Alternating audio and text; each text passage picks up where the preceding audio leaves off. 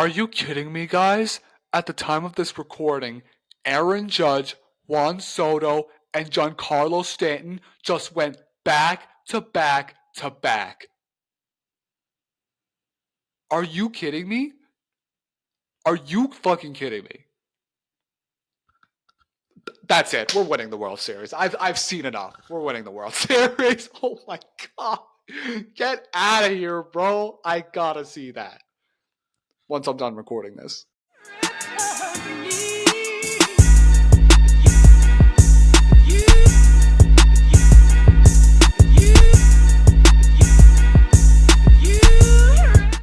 Hello, ladies and gentlemen, and welcome to episode 11 of the Yap House Podcast. I am so excited to be here today. We are in our brand new apartment here in Baton Rouge, Louisiana. I am very excited to have moved in. Finally, it took a really long time to move in, but yeah, I'll give you guys the whole story of that. But yeah, this is a solo episode. Yeah, we're gonna do a solo episode today. This is basically just gonna be like a year three preview for me, like what I'm going to be doing and stuff like that. We'll also like go over what I did over the last 2 weeks, because obviously I didn't do an episode last week. I was busy, but yeah, I'm excited to be here today. I love this new apartment. It took a very long time to set up, and I'll give you that story in a second. But I do want to start with the final week of camp, of the camp that I worked at, which I didn't get to talk about in a while. We had 18 kids, 18 total kids. So it was a bit chaotic, but and we had some new ones as well, but it wasn't as chaotic as like the other weeks we've had, where there were a lot of kids. Like that one week where we had 22 kids, which was crazy, but it was a lot of fun because the kids, what they did, we just did like normal activities and stuff like that, but what the kids did was is that they made like carnival events. We had this like carnival themed event like on Friday, like the last day of camp, and the kids like made their own games like out of cardboard and the other materials and stuff like that, and they got to play their games, and the parents got to play their games as well, and it was a joyous time. It was a really joyous time. I mean, I basically spent the entire time cleaning our room and stuff like that. But I got to watch the kids play their games and stuff like that, and it was a lot of fun. From working at those 7 weeks at camp, I definitely would say it was a challenge. It was a challenge that I had not gone through before, but I loved the challenge. I got yelled at a lot by my boss, but it helped me, um, persevere through all that hard work. And there were obviously some days where it was very hot. I drank like my whole water bottle like 3, 4 times a day. Sometimes it would rain. We wouldn't really do anything. We just like sit in the room all day, play games. So, and that got boring at some point. But we found ways to have fun. I tried to, make my presence felt as best I can, and I thought I had a really good summer there. I thought I got paid well as well. Not as much as I thought that I would, but it's still pretty good pay for a camp that does not tip. That's honestly the sad part. I mean, two of the parents did tip me, but yeah, it's fine. I don't really care. So now I'm back here, and I'm very excited for my junior year of college. I'm most likely looking forward to, you know, what I'm going to be doing. I mean, I don't really know what I'm going to be doing. I did apply to this job that like works with LSU campus life and stuff like that. So, and I had an interview. I had an interview with this lady that's like the marketing person for that. It's like the social media and stuff like that. So that's like what I want to do, going forward. Yeah, it's like more marketing, more social media stuff like that, because obviously I'm into social media a lot now. So obviously my dream job is being a broadcaster, being a sports commentator, and I'm still trying to find jobs related to that. It's not easy when there's just so many jobs available today, but definitely going to try to search for more jobs in the sports industry, and hopefully, hopefully get some. But there's something else I want to talk about. Is I cannot stop thinking about the Olympics. I cannot stop thinking about the Olympics and how incredible they were. I'm honestly have this thought like, bro, NBC, sign me up as an intern for LA 28. Like, come on, man. It's just, oh, it was just incredible. I loved the opening ceremony. I thought it was iconic. It gave so much aura, especially at night. The Eiffel Tower light show, Celine Dion's performance. The whole thing was just incredible, and the event. It just felt so amazing to have fans watching those events again. It was just incredible. And one of the main things I want to talk about, obviously, the sports I really watched, like mainly were like basketball, soccer, USA women, phenomenal job, women winning the gold. That was a great game against Brazil. And oh, men's basketball, what a road to get to gold. They had to go through Serbia, that tough game against Serbia where they came all the way back down 17. Um, it was great. And then against France, Steph Curry just went berserk, and those they won gold in spectacular fashion. I'm very excited to see what the LA 28 team is going to be. I really want Jalen Brunson on it. I really want Jalen Brown on it. I want guys like John Morant, maybe Zion on there. Maybe Drew Holiday and Devin Booker again if they still have it. Maybe AD again. I feel like those guys are definitely going to be on it, but it's really just about like the new guys that are going to be on it. I heard some talks that like Cooper Flag wanted to be on that team as well, but he's insane. But obviously he hasn't played a game of college or NBA yet, so we'll have to see. I mean, I feel like he's definitely fit for well, I feel like he's definitely going to be fit for like the Olympics team at some point because, oh, that boy is insane. The night before I came here, I went to New York City for a day, and it was a lot of fun. I saw a Yankees game. Yeah, so it started out in the Bronx. I saw a Yankees game. We played the Cleveland Guardians, and we won easily 6-0. Garrett Cole was phenomenal. I think it was 6 innings of one hit, shutout ball, and then Aaron Judge hit another home run. His I think his 48th home run, which is just unheard of. And then he just hit his 50th today. He's the best. He's the best hitter in the world. He's actually the best hitter in the world right now, and there's no debate about it. He should be the AL MVP. Um, yeah, but yeah, and then we won easily 6-0. Won a huge series over the Guardians because that's huge in terms of tiebreaker. Perhaps the Guardians will end up as the same record as us at the end of the season. We'll have that tiebreaker. So definitely excited to see how that plays out. But and then also Giancarlo Stanton hit a big 3-run shot. It looks like he's starting to get going now.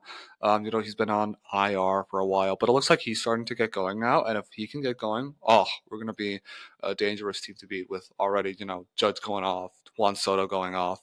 If really we can get those other hitters to be effective, like Alex Verdugo, Anthony Volpe, Oswaldo Cabrera, those guys, if they can be consistent, we're going to be unstoppable. I'm telling you guys that right now. Right now, man. World Series bound. World Series bound. Yeah, so I went to the Yankees game, and then I went to Manhattan immediately after that to see Tate McRae, my celebrity crush. Love Tate McRae. Um, yeah, I had this matching fit. It was like green it was like green on the top, pure white on the bottom, and then my shorts too. I think for my shorts it was white on the top, like near the hip, and then the green part, like on my legs. But oh, that show was absolutely phenomenal. First of all, like she said, it was her dream to perform at Madison Square Garden, and the fact that she headlined, that show is just unreal. I am so happy for her. She performed like all the fan favorites. Like my favorite song is "Stay Done," by the way, from her. But yeah, she performed like all the fan favorites, stuff like that. X's, Greedy, Run for the Hills, the usuals.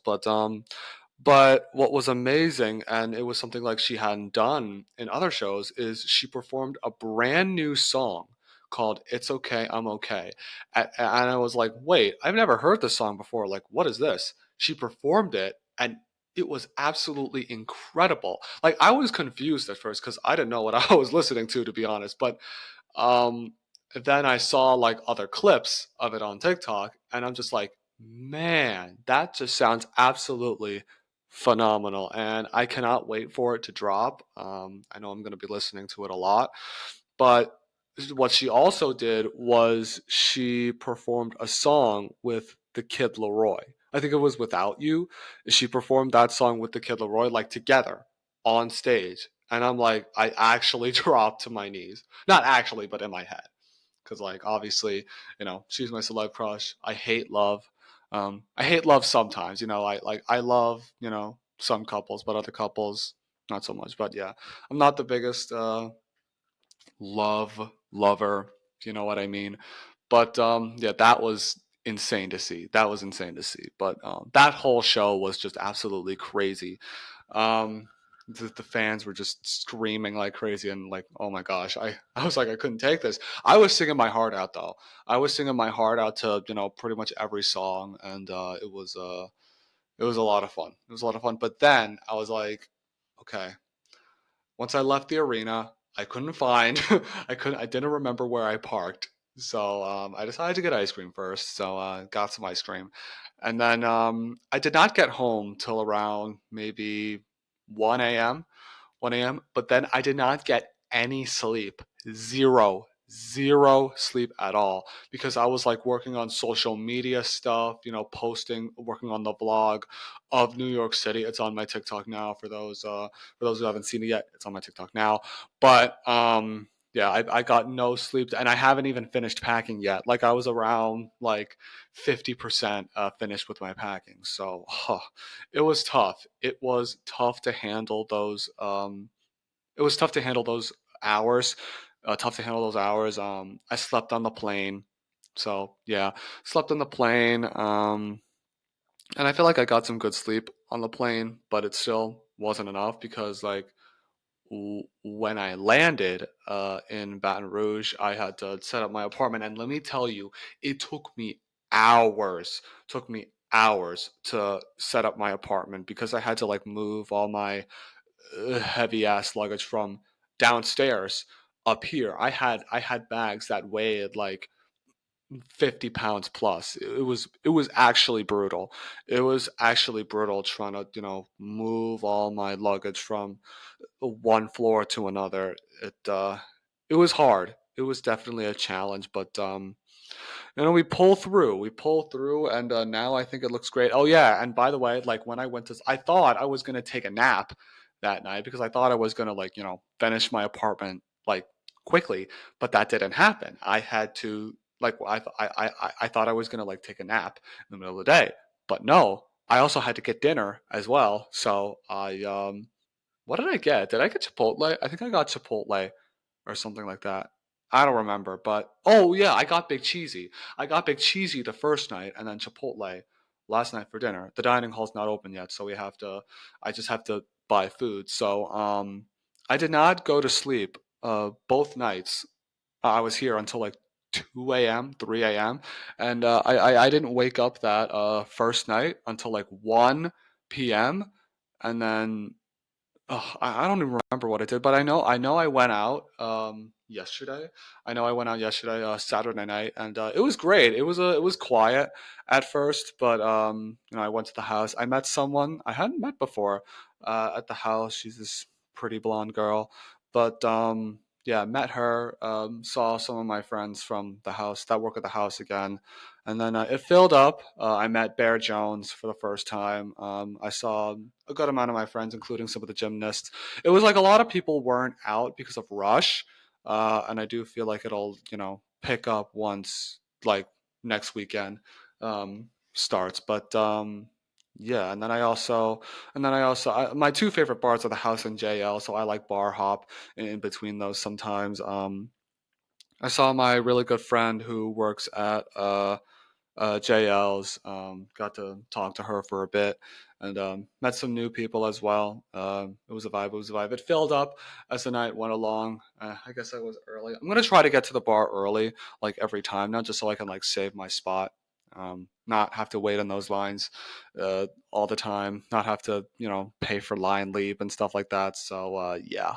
Something else I want to talk about though, and it went viral, was my rush story. So if you guys don't remember, like I rushed last year, and that story went viral. I was like posting TikToks about like my fit and stuff like that, and for some reason it went viral. I think like my day one video has like 850K views or something like that, which is pretty good. Won't lie for something like that, but I'm gonna give you guys the full story again, just to like reflect it from my vantage point. I know I already talked about it on TikTok, but why not just go over it again? So obviously, it's officially been a year since that lovely video went viral, and I kept updating you guys on like that insane 5 day journey, and it did and did not turn out the way I wanted it to go. Obviously, so yeah, I thought I'd give you guys the story again. Cause why not? Cause I can just like reflect on it a year from now, and what could I have done better, or something like that. Answer all the questions and all the rumors and stuff like that. Cause obviously whatever y'all are hearing about me, it doesn't come from me. So whatever you hear about me, it's not true. It is not true because it doesn't come from me. You need to confirm with me first if that's true or not. But anyway, that's besides the point. But yeah, obviously not everyone's going to believe me as well with what I say, which I think is very sad. I think is very sad that, people don't believe me 100%. If you don't believe me, just don't talk to me or something like that. Yeah, I mean, I really don't have anything else to say. Like, if you don't believe me, you don't believe in me, just don't fuck with me. Do not fuck with me, stuff like that. But, anyway, day one, I have my LSU polo. I go to the parade grounds, meet the other guys in my group. Pretty much all of them are pretty chill. Like like all of them are pretty chill. I'm still brothers with some of them today, but it goes pretty much how you would expect it to go. We visit half of the cribs, meet the brothers in that house, talk to them, and yes, I do remember saying day one that it was this like crazy, chaotic experience. As good as it gets possible kind of day. The role alphas told us, interact with the brothers as much as you can, and I felt like I did exactly that. Day two, pretty much the same thing. We visit the other half of the houses, but and it was equally as good as the first day. I think I remember saying that as well. There were a couple houses that gave me some complications. Not being welcoming, asking immature high schooler questions like you're fucking adults, get your head out of your ass and stuff like that. Be fucking smart, you know what I mean? Ask good questions, but aside from that, I had no complaints about like day two at all. I met a lot of people. Guys were coming up to me. I know I was using my energy as best I could. But perhaps it didn't work out the way I wanted because day three comes along, and as a result of the first round, I only got invites back from four of the 16 fraternities, and I'm thinking to myself, what the fuck? I must have done something wrong. I must have done something wrong because I use all my energy into those first 2 days. Like those first 2 days are the ones where you really like gotta shine because you gotta give a good impression to every single house to welcome you back and stuff like that. But I was interacting like the best I could. I was getting engaged, and it was literally all for nothing. It was all for nothing. Like, are you kidding me? Because there were other guys in the group that got invites back from like seven, eight, nine houses, the more. So whatever. But day three comes around. I visit those four houses again, and I did not have favorites. I did not have favorites. I honestly did not care if I did get into a fraternity. I did not care which one I wanted to, but it was hard for me to choose favorites because this whole thing was like a science experiment. This whole thing was like an experiment, like of like how it would go and stuff like that. Trying to figure out like what worked for me and such like that. The day went extremely well though. Like the day went extremely well. I was having great conversations with the guys. As a result, I only got invited back to one fraternity, and yeah, I do actually remember me going out that night. Yeah, I did go out that night. And as soon as I walk in the bar, I saw Livy and Jules. Say hi to them. Yes, I am friends with both of them. So that was cool. I didn't go to bed till 3 a.m. that night. And that was why I was so tired going into the final day. But it didn't help that I had to wear like long sleeve. I had to wear like a long sleeve dress shirt and pants, and it was 90 degrees out. It was brutal, but I visited that one fraternity I was invited back to for the final round, and it was pretty chill. So like last year, I said Rush was an experience that I'll never forget, and I still own up to that like statement today. It was a roller coaster, but a lot of fun, obviously for me. But then, obviously, I did not get any bids. And then I went on that huge ramble on my TikTok a year ago about like the harsh truths of Greek life and shit. Like, I said I was relieved I didn't get a bid either. Shit was crazy. To be honest, I don't know why I did not get a bid because I thought I gave, everything I had for those days. And as a result, it meant absolutely nothing in the end. But, if you guys are wondering, hell yeah, I'm still relieved I didn't get a bid. Like, me not getting a bid benefited me more than I ever could. Me not getting a bid benefited me more than I could have possibly imagined. Because look what it started. Look what look what it did to me. Look what it did to me. It started content creation for me, and that's incredible. It started content creation on my TikTok and everything you see before, like everything you see after those Rush videos. Like if you scroll all the way down to my TikTok where those Rush videos are, and then you just go through all my videos back up to the top, those are all because of those Rush videos. It's all because of that one video going viral. So now I'm like a content creator, vlogger. I love to vlog. I love trying my best to be an influencer, although it's not that easy. And for all those people saying like how I can't believe this guy did not get a bid, I just want you to know that I'm happy about it. Okay? For all those people saying like I can't believe this guy did not get a bid, I just want you to know, sorry, I just want you to know that I'm happy about it. Just know that. Um, but yeah, I love content creation now, love vlogging. I obviously have this podcast as well. Subscribe if you have not yet. Very, very happy about it. I will continue to content create until I'm unable to anymore. I saw this comment on one of my TikToks saying like he's ready for Rush again. And I just and in my head I was just like, bro, are you fucking dumb? Are you fucking dumb? Like I'm not going to Rush again. Like, come on, man. It's not that difficult, like what I'm doing. And I refuse to put myself through all that again. I honestly refuse to put myself through that again because if I'm going to give all my energy and it's not going to pay off, like, what's the point? What is the damn point? But obviously, I have a lot of things I'm going to do this year, despite, me taking little credits. Fuck the course scheduling system. But, you'll get to see those things as I go forward with my content creation there. So there, I answered all those questions if I'm gonna rush again, and I don't know why. Like people are still asking, like it's unbelievable. Y'all are just bots, all just bots, not good people, not good people, stuff like that.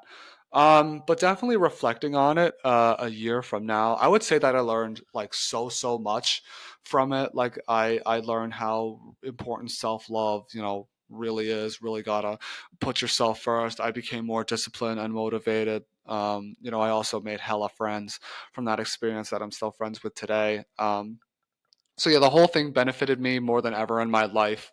Honestly, I feel like if I did end up in a fraternity, I probably would not have everything that I had today. So yeah, that's my Rush story. Reflecting on it a year from now, and my final message is to all the ladies and gentlemen that did get bids, that are now in fraternities or sororities. A huge congratulations to you. I hope you guys make the most of I hope you guys make the most of your time, of your the of your time in that chapter, and I hope you guys make a huge impact in that chapter. And to all those who didn't get beds, it was not. Maybe it was just not for you. Maybe it just wasn't for you. You are going to benefit from it. I promise you, you are going to benefit from it. You are going to do things you probably wouldn't have imagined because look at me. Look at me, what it started. Wish you all nothing but the best. Very important that you get engaged, be yourself, use your 10 out of 10 personality, and make sure you decide what's best for you. Maybe you're maybe in a chapter, and maybe you don't like it so much. You can always drop. You can always drop, but you just got to make sure what you do is best for you. If you love it so much, then that's awesome. That's awesome, and I hope you guys make the best of your time in that chapter. Okay, so I also do want to talk about college football a little bit and the start of the season. It started with a bang with Georgia Tech upsetting number 10 Florida State. I managed to catch the end of that game. It was absolutely phenomenal. It was a great start to the season. There was also a 17-point comeback, Montana State over New Mexico. I didn't get to see highlights of that game yet, but I definitely will soon. But what I do want to get into is my college football playoff predictions, because obviously new this is a brand new season. So this is a brand new era of college football entirely, with the 12-team playoff now, division realignments, and stuff like that. But I'm going to give you guys my college football playoff predictions, and let's see if you guys agree with me. So I'm going to name it 1 to 12. So from 1 to 12, it's Georgia, Ohio State, Clemson, Utah, Oregon, Texas, Ole Miss, Penn State, LSU, Notre Dame, Alabama, and Boise State. Georgia and Ohio State, I feel like, are the two clear favorites to win their conference, but Oregon is going to give Ohio State a run for their money. Obviously, Oregon is a natty contender this year, and stuff like that. Clemson, I have winning the ACC. I think they'll have a bounce back season after their disappointment last year. Utah, I feel like, is gonna win the Big 12, but I would not count out Kansas State. Would not count out Kansas State to give the Utes a run for their money. So yeah, I feel like Kansas State and Utah are the two favorites to win the Big 12. Another team I would not sleep on in the Big 12 is Kansas. I feel like the Jayhawks. I feel like that's a really good team in Lawrence over there, and I feel like they're going to give teams a lot of problems. But Texas, Quinn Ewers, that defense, I think is going to be great. Ole Miss has a Heisman contending quarterback in Jackson Dart this year. Penn State, obviously, they don't have a difficult schedule, which I feel like that'll benefit them. I think they'll be in the playoff because of that, but maybe they can get a higher seed, if they beat Ohio State or one of those big opponents and stuff like that. Because when was the last time they beat Ohio State? I don't even remember. I'm not that much into that knowledgeable of college football, but yeah, it's been a while. LSU, us. I mean, I feel like we have a really, really good team this year. I feel like we have a really, really good team this year, much better than last year. Um, well, I don't know. It's mainly the defense, because there's no unit under more pressure in the entire country than our defense. So yeah, Notre Dame, they have a new quarterback, Riley Leonard. I hope he does great. I really hope Notre Dame does not underachieve this year.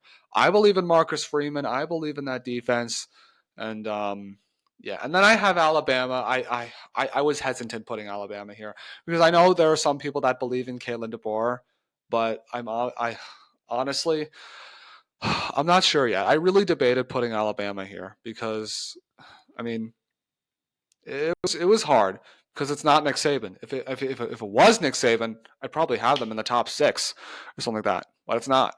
But I'm very interested to see how they do. I mean, they'll probably lose 2 games this year, but that honestly still should be enough to get them in the playoff, because obviously the SEC is very, very tough. And then I have Boise as the Group of 5 team in. I think that's a really good team over there, and I think they're going to make some noise. Another Group of 5 team, I think I think there's another Group of 5 team that I think will be in contention for that last spot, and that's Memphis. Memphis, they have a really good team over there as well. So that team is going to be dangerous. But yeah, those are my college football playoff predictions this year. So the first round, it would be Oregon versus Boise State, Texas versus Alabama. Ooh, rematch there. Ole Miss versus Notre Dame, and Penn State versus LSU. 4 tremendous matchups in the first round, and then we'd go into the second round in those neutral locations. Okay. What I also want to do is give my college game day predictions because obviously this show is one of the best shows on TV, and I'm gonna give you guys my predictions on like where that crew will go every week. Some of the weeks were very tough to pick, but yeah, we'll see what you guys think. So week two, it should be Texas versus Michigan. Ann Arbor, Michigan, shouldn't be a surprise. It's like one of the biggest early non-conference games of the schedule. It's two elite programs go at it with insanely high stakes, maybe in terms of seeding, stuff like that. It'll be Michigan's first test with Sharon Moore as the real head coach and a new quarterback as well. That defense is looking special though. That Michigan defense is looking insanely good. It's really just on that offense with a new quarterback and stuff like that. So we'll see how that game goes. Week three, this was a tough week to decide. This was a tough week, but I saw Oregon versus Oregon State on there in Corvallis, Oregon, and that was really the only real rivalry game of that week. So I might as well, go with that because that game is always intense. But yeah, I think College Game Day will go to Corvallis that week. Week four, I think it's going to go to Norman, Oklahoma for Tennessee versus Oklahoma. It's OU's first SEC opponent in the regular season since the Vols back in 2015. It should be a great game, and we'll see if the Sooners are ready for their new conference. Obviously, it's their first season in the SEC, so we'll see how they do. I know we're playing Oklahoma the last regular season game, so that's going to be hype. Week five, Tuscaloosa, Alabama, Georgia versus Alabama. It should not be a surprise that they go there. It's one of the biggest games of the entire season. It's a clash of the SEC's best. That should be a tremendous game. Week six, this was a tough one. This was a tough one deciding between Clemson and FSU.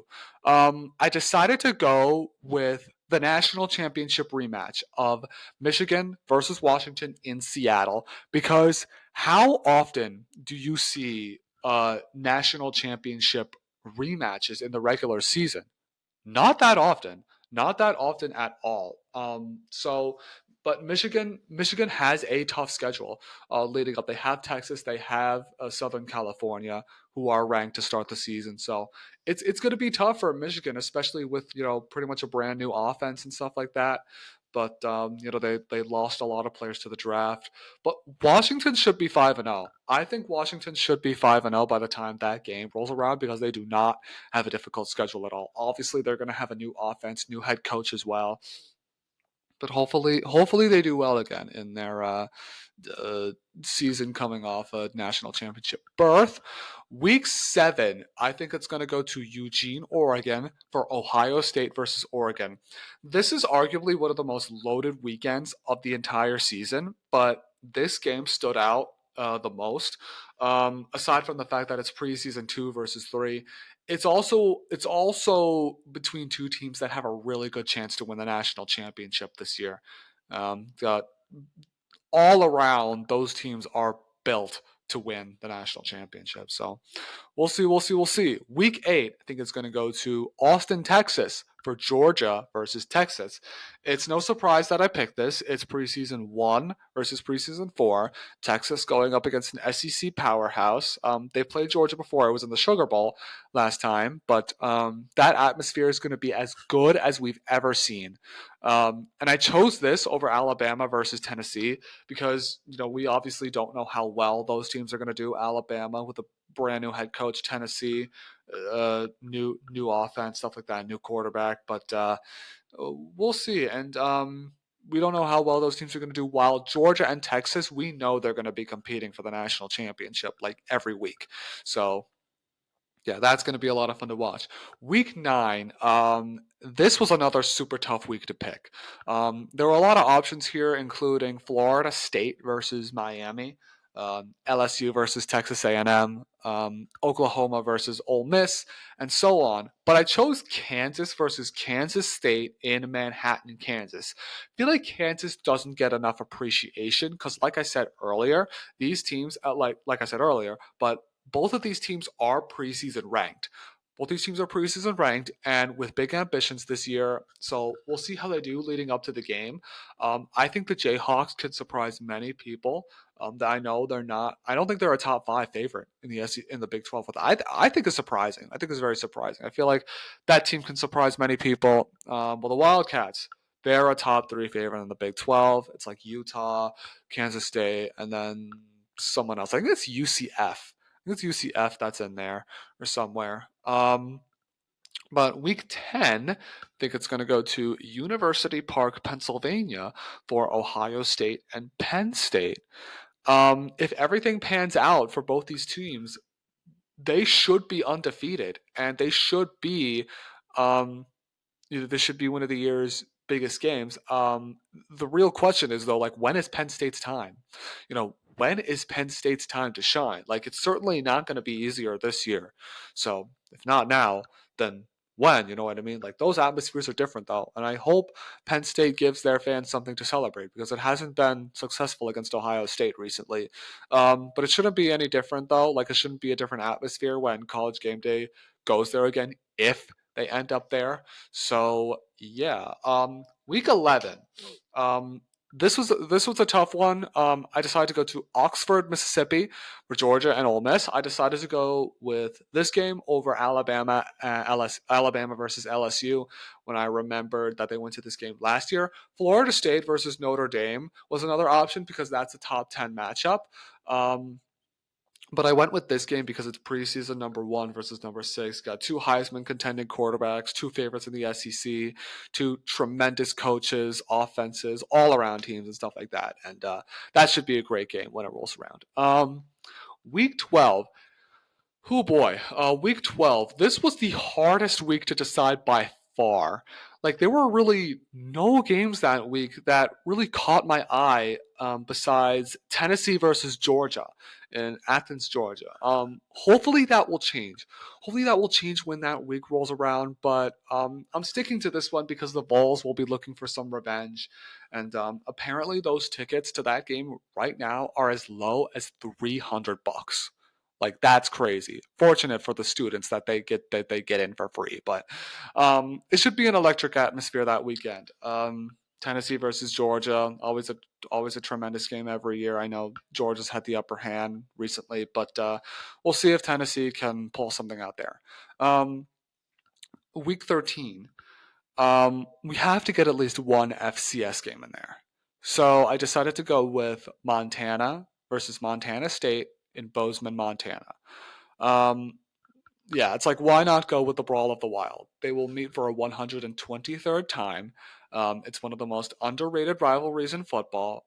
They've had some historic matchups recently with some stunning results. This year should be no different. I gotta catch that game. Should be a tremendous game once again. And then finally, week 14. Week 14. Look, call me crazy all you want. Call me crazy all you want. But I'm picking Texas versus Texas A&M in College Station over Michigan versus Ohio State. You can call me crazy all you want for picking the Lone Star Showdown over the game. But come on, man.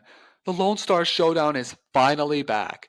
Like, you don't understand how hyped I am to see this rivalry return after 13 long years when Justin Tucker put his name on the map of college football, or just football in general. This is going to be a historic moment for Texas football, the state of Texas, and just college football in general. Viewership is going to be off the charts, and the intensity and the hatred towards one another is going to be unlike anything we've seen in a very long time. I am so excited for that game. It's going to be tremendous. And then finally, week 15, I think it's going to go to the SEC championship again in Atlanta. I firmly believe that the SEC is as wide open as it's ever been this year. Anything can happen. A favorite might not win it. Favorite might not win, and I could see like 5, 6, 7 teams winning the conference this year. It's wide open this year. I'm telling you guys, it's more wide open than you think. A few teams could surprise us as well. You just never know. So yeah, those are my College Game Day predictions. Let me know what you guys think in the comments. Okay, I'm going to answer some questions now that you guys sent me. and we'll see what answers I can come up with. So, if you could do any Olympic sport, what would it be? So obviously the sports that I watch are like basketball, soccer, but I would like to try like the archery, the swimming, the It would be insane to be like one of those male gymnasts as well. Oh my god, the shit that they do is just absolutely insane. I like that kayaking event as well. That's fun. Um, there's a lot of them. There's a lot of them. I've obviously loved to do track, like the running, the shot put, the javelin throw, and stuff like that. There's a lot that I'd want to do. There's really like not one specific event that I want to do. But yeah. Next question. If you what when you are struggling mentally or maybe not having the best day, what is your attitude to fix it or how do you? That's a very tough question. I feel like staying calm. Like obviously I try to have every day should be a good day, but obviously every day is not going to be a good day. Um it's inevitable that you might have a bad day at some point, but you have to like try your best to prevent that from happening. So it's hard. I just breathe. I honestly just breathe, take my time, drink a lot of water because maybe you're like dehydrated or something like that. Eat a lot of food, go to the gym. Obviously eat healthy, but go to the gym. If you're mad, those that lifting can get that anger out of you. So yeah, and really, if like I feel like if you tire yourself out, I feel like if you tire yourself out, I mean, obviously you don't want to tire yourself out too much, but if you make yourself get tired, you know, your attitude is like your attitude will probably get better into, a positive attitude or something like that. So that's my opinion. I just breathe, I drink a lot of water, eat, go to the gym, stuff like that. Just try to just like really really try to focus on what I'm doing in the present. And yeah. Favorite LSU game day memory, story. It was probably just storming the field against Alabama. Legendary moment in my time here, and that's something I'll never forget. Okay, now I have some would you rather questions, so that should be fun. Would you rather only be able to communicate through emojis or only be able to speak in rhymes? Now that's tough. I would probably go speak. I would probably speak in only rhymes because I feel like speaking in rhymes sounds very, very cool. I feel like speaking in rhymes, that'd be very interesting to do. I mean, obviously, if I communicate through emojis, I probably wouldn't have like the best time communicating with emojis because maybe sometimes those people like might not understand what I'm saying and stuff like that. So I think speaking rhymes is better. Would you rather always talk like Yoda or always breathe like Darth Vader? Hmm. Probably talk. Probably talk like Yoda. Probably talk like Yoda because he gives wisdom. He gives wisdom. I'd love to give I love to give my people wisdom, stuff like that. So that'd be pretty cool.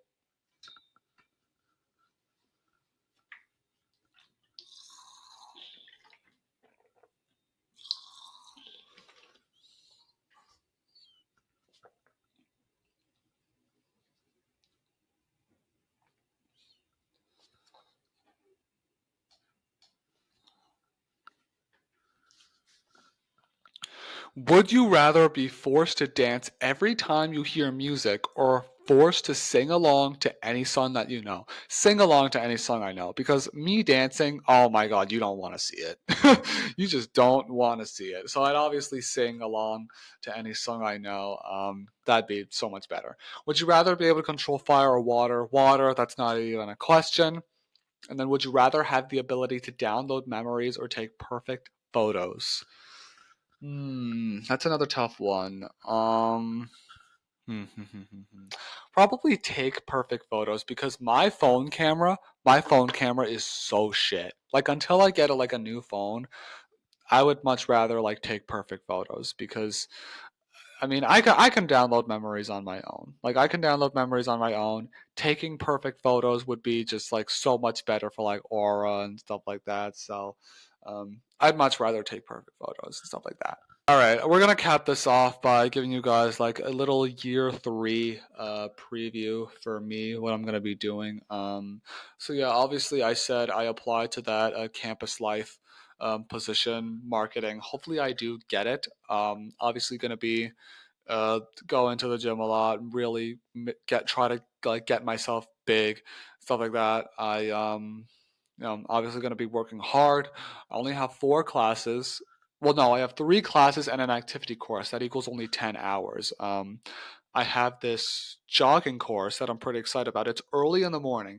It's very early in the morning, so I'm going to be getting up at like 6:30 a.m. on 3 days a week to try to do that jogging course, and hopefully that'll like get myself going for the day. I just really have to get like good sleep. I have to go to sleep at like 10 because I have to get up early, stuff like that. So then I am doing like a let's see, what else am I doing? I'm doing like a broadcasting journalism class, the first one of 2. It's like beginner broadcast journalism, stuff like that. I'm excited about that.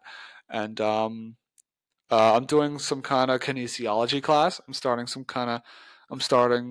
sport administration, athletic training class. So pretty excited about that. And I'm also doing like an advertising class and stuff like that. So I'm excited about that. I'm very interested to see what that is about. But I'm only doing 10 hours this semester, obviously, because the scheduling system here is dog shit. So, but I did manage to take 2 classes over the summer, so that's 6 hours.